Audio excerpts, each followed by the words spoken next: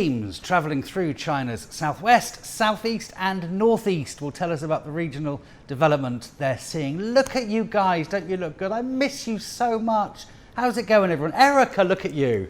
Oh, bless you all. Don't they look good? I miss you. Right, well, if I can finish gushing, let me tell you, first of all, let's check in with my colleagues Yang Changxi and the one and only Lindy Ntongana. They're now in Wenzhou in Zhejiang province. Guys, how are things going there?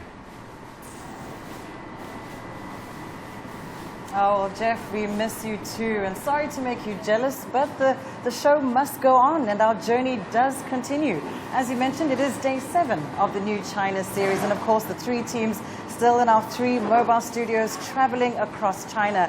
One new change in our team, of course, is that we do have Yang Changxi with us, who has joined us on the southeastern route, where today we find ourselves in Wenzhou, the economic powerhouse of Zhejiang province, to talk about the private sector.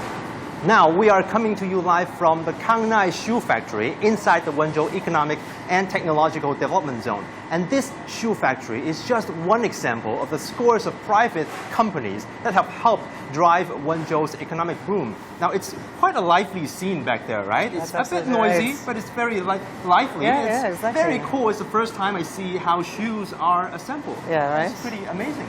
Now, for the first 30 years of the People's Republic of China era, all businesses were state-owned. But things changed in 1979 when a growing number of private vendors emerged under China's reform and opening up policies. Now, Wenzhou City in the southeastern Zhejiang province is known as the birthplace of Chinese private entrepreneurship. CGTN's Wu Lei visited some of the pioneers. 59-year-old Zhang Huamei is one of the many private entrepreneurs who started her business as a vendor.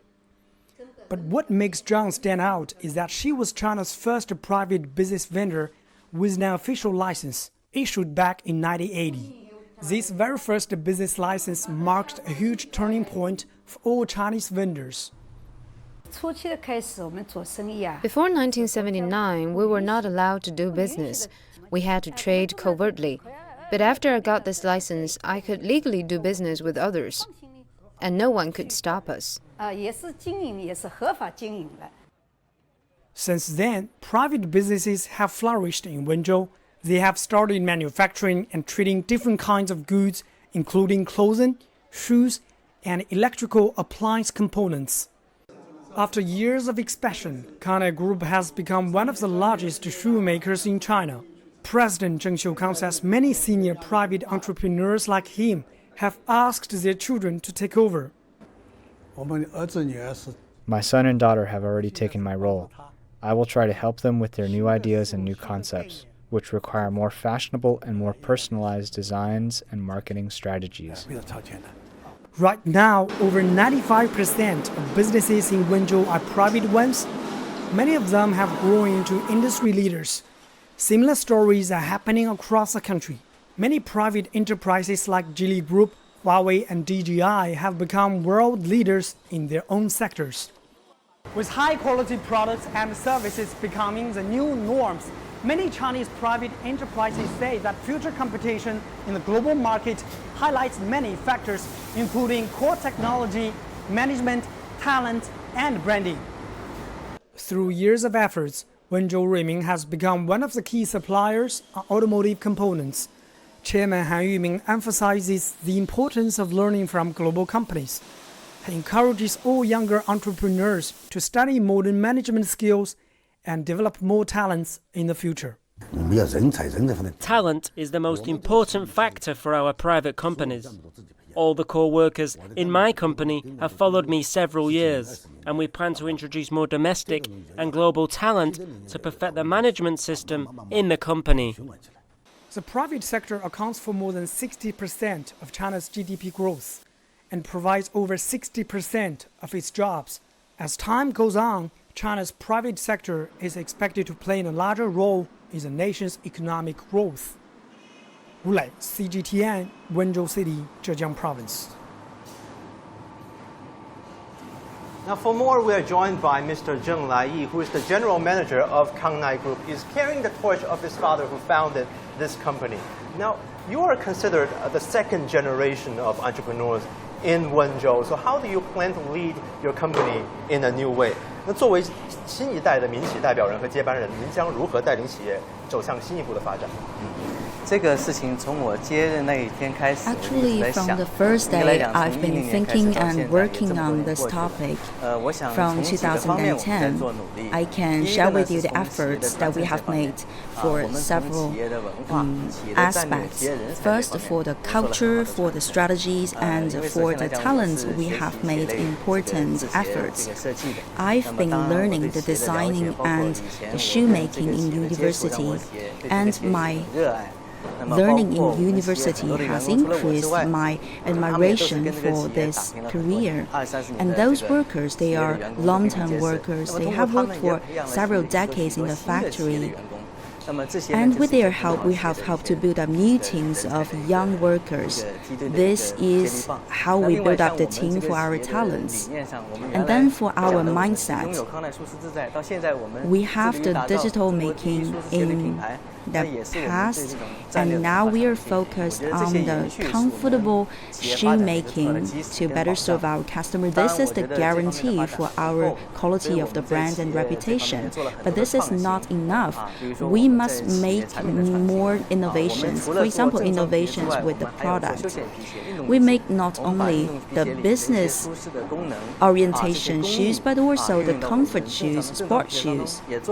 And also we have combined the comfortable technology in the business casual shoes.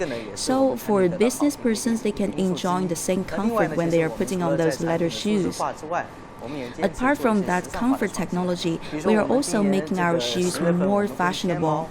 In October, we're about to work together with Tmall and also the French government so that we can open a new chapter in the design. We have invited the French designers to make our shoes more fashionable.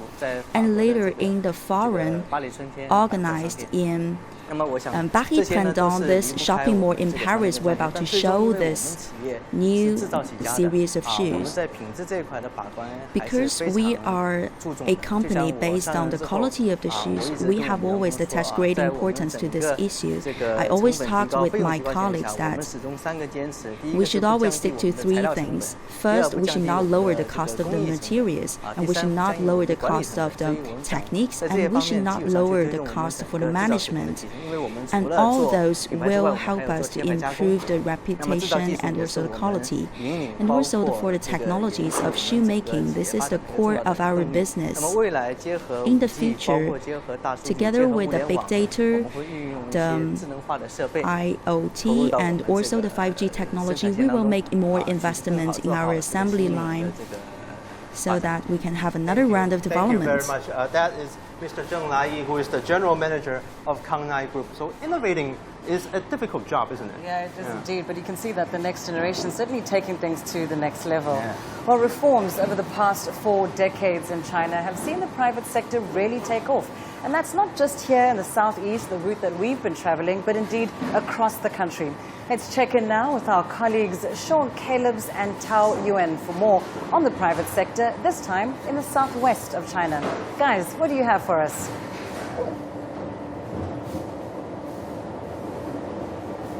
Hi, Lindy and Yang Changxi. We are coming out of the mountains and getting closer to Chengdu, where there's more of a basin, and so the road is getting a lot larger, but the mountains getting a lot smaller. Downhill. Yeah, so it's fascinating, but we're eager to get into Chengdu to tell you how that area is really faring as businesses begin to ramp up in terms of private enterprise. And I think one of the first things you're going to see is service industry jobs. Those are typically the ones that are easiest to get up and running. But one thing about Chengdu, it moves so many products through that area that the shipping industry is also good. And not just for China, but also for nations that border this area. And that is only going to be more important as China fully implements the Belt and Road Initiative, opens up further, and needs to get more goods through this area. Of course, it's a transportation hub. It's the starting point of the Southern Silk Road. But Chengdu is actually known for its leisurely lifestyle. So it's actually quite surprising that there's a bit of an innovation and entrepreneurship going on in the city of Chengdu. People don't typically associate the city with that kind of things, but it's actually happening right now. And for more on that, let me once again bring in our Victor Gao. Thank Victor, you. we talked about Chengdu being China's leisure capital. We talked about it being scores high on the happiness scale. But actually, the government right now wants to encourage entrepreneurship and innovation because it's giving out all these subsidies. How do you think that's helping the private sector? Absolutely. First of all, private ownership now accounts for the lion's share in terms of numbers of companies involved, numbers of jobs created, and also in terms of the percentage in the employment as a whole. So private enterprises are playing an important role. Now in Chengdu in particular, service industry has always been very important and has been thriving and thriving. All kinds of restaurants, you name it, coffee shops, tea houses, as we mentioned, hoteliers, for example, and entertainment of all kinds. And also, I would say, connectivity, lorry trucks, for example, all kinds of logistics services, many of which are played increasingly by private enterprises, sometimes by family businesses. And further, I think, now that Chengdu has a wave of migrants coming back from the coastal regions to work here in Chengdu and in surrounding cities and townships, for example, training, vocational training and re-education become absolutely necessary. Further, I would say, Chengdu has been attracting lots of investments from Taiwan, from Japan, from South Korea, and also from American companies in electronics. And there are many related business, small and small, medium-sized, providing spare parts, ingredients of all kinds to these larger electronics companies. And I would say in terms of agriculture, Sichuan in general has always been an important cradle of agriculture, providing food of all kinds to the people here and also beyond. And going forward, more sophisticated industrial processing of agriculture so that the produce produced here can be sold to further places, larger markets, and also not only just primary products but more processed products. So we're closing in on the city, about 30 minutes away from Chengdu. Right now, looking outside, it's still a bit of a rural landscape, but we're half an hour away from this modern city, as modern as Beijing and Shanghai. So definitely excited to be there, and in keeping with our tradition, we actually got something else for our little centerpiece here. This is a panda. Everybody knows this little guy. Isn't he just cute? It's wonderful, and it's really what this area is known for, so it's perfect. So that's all from us. Tossing back to you, Lindy and Zhangxi. Thank you so much to our colleagues in the Southwest, Sean and Yuan. Now, let's turn to the Northeast. Our reporter Xu Xinchen and anchor Erica Pizzi were on the in Northeast China's Jilin province. Hi guys, what do you have for us over there?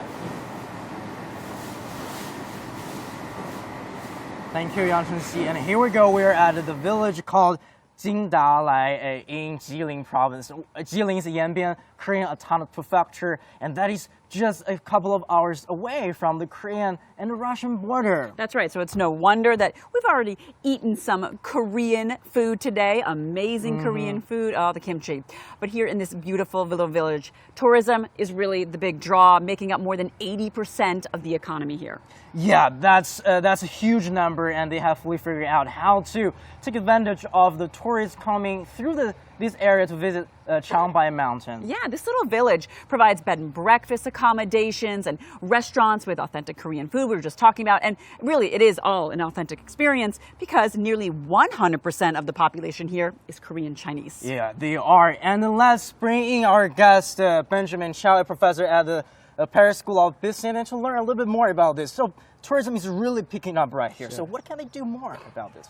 Well, a party secretary told me this morning that there were 20 million tourists last year to the prefecture. And 5 million of them went to the mountain, a 17% increase. And a lot of them has to pass through this particular village. And you know what this particular village is famous for? Is a kimchi. Yeah. Yes. And the party secretary told me that the Chinese in the prefecture, they cannot live one day without kimchi. And the other way around, the Chinese Koreans, they love their dumplings too. Maybe that's the reason why they've won 5 times the State Award for Ethnicity Unification. Oh, that's amazing. Yet another thing as to the tourism in here, you know, this sounds actually very compatible to the labor structure in here. We see actually not many young people. Do you realize that? Yeah. A lot of young people went to the central China to work. You know, but we are not leaving these villages behind, because these villages can take advantage of this their scenery to jump right into the service industry, and that is a great potential for them. And speaking of the kimchi, when we were talking to some of the folks here, they actually eat it breakfast, lunch, and dinner. Yeah. Every meal, every day. I think I would too. It is so good. Yeah. All right, thank you so much, Benjamin Xiao. And that's all we have from here in Jilin Province. And back to you guys in the southeast, Yang Chengxi and Lindy. Oh, you guys better save us some of that kimchi. I'm actually a big fan of that. Well, of course, as we can see, China involved in rather the private sector involved in so many different industries. China is the world's largest video surveillance equipment producer, which is something you may not have known. It provides more than half of the market's video camera products. And one of the manufacturers is Dahua. It's setting up business throughout the world at the moment. Our reporter Xu Chaoshun takes a look at how they are faring in the South American markets. Sightseeing in Santiago may be safer than ever before. That's because evil behavior will be spotted by these cameras. Surveillance products by Chinese company Dahua are now being used by local mining industries, police, government, and even the Air Force. Local officials in a suburb of Santiago say this equipment is widely used in maintaining local security management. The illegal actions in the streets have dropped by 97% since the cameras and surveillance system were put into operation. Compared to similar products from developed Western countries, Chinese-made products are usually cheaper and just as reliable. Basically, about 99% of Dahua's products are independently developed and produced by us. We have our own research and development team and even our own factories, which develop and produce our core components. Localization of management is the key to being accepted in the local market. We are working together closely with local companies. They have been here for years and have mature experience and ideas. By combining the advantages of our both sides, we can jointly make the market deeper and better.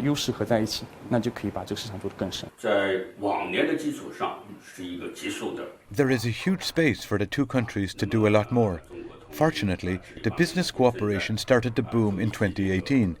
The effects of the Belt and Road Initiative are being seen from these substantial business projects like port construction and high-tech industries, as well as plantations.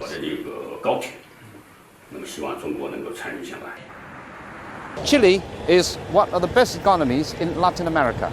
The so-called narrowest country is providing a wide market for the business sectors from both China and the rest of the world. Xu Daoqun, CGTN, Santiago de Chile.